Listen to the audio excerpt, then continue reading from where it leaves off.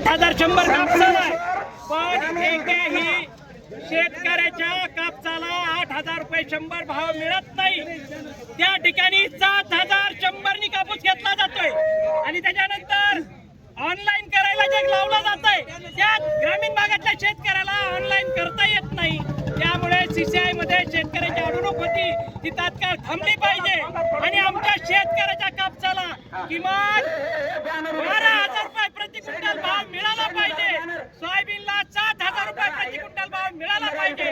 हा आमचा प्रातिनिधिक स्वरूपात मोर्चा आहे। जर त्यांनी भाव दिला नाही तर ह्याच्यापेक्षाही तीव्र आंदोलन रस्ते बांधण्याचं काम शेतकरी भविष्यात केल्याशिवाय राहणार नाही।